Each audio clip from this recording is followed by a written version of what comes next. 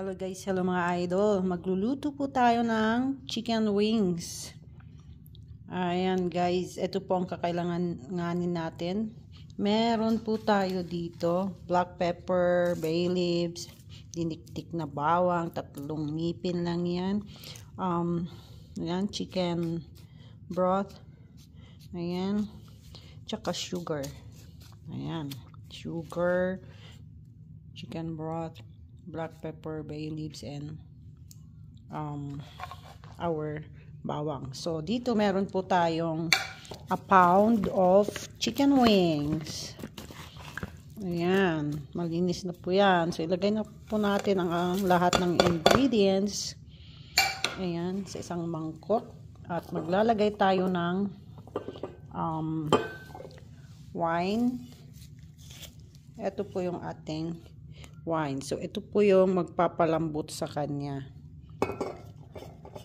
Ang brand niya po is, ayan, Shaoxing Hao Tiao Cooking Wine.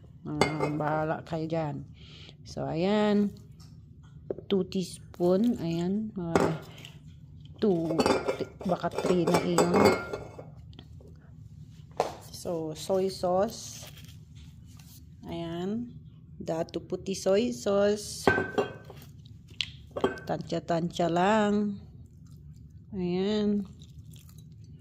Isa pa. Ayun. Tapos ang ating, ay hindi to, vinegar naman yan. Hinahanap ko yung ating sesame oil. Sesame oil.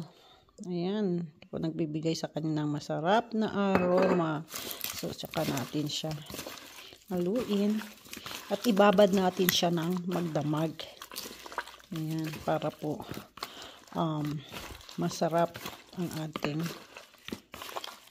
chicken wings. So, lunch namin to ng asawa ko bukas. Kaya dinner.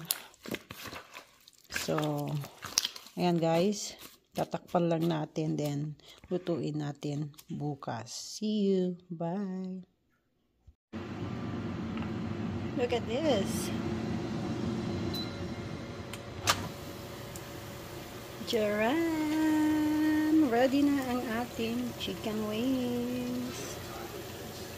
Ooh.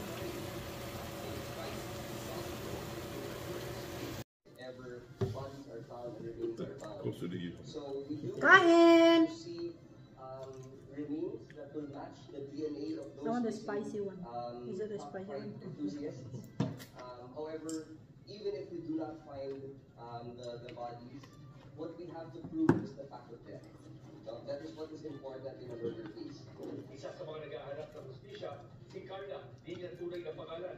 Ang anak niya, kabilang sa mga nawalan sa Bungero sa Manila Arena noong January 13, 2022. Hindi po sir, alis sa puso ko, sa isip ko, araw-gabi ko. Hindi ko pilit, basta po kasi pangalaking dahil sa aming pamilya. Lalo na sa isang ina. Mas desidido raw siya ngayon na ituloy ang kaso. Okay. Lalo ilan ang buhay nito sa paglutas ng akusadong simpatidungan na handa na ngayong tumistigo. Kasama ni Carla ang iba pang kamag-anak ng mga bisig sa Bungero sa pagpunta kanina sa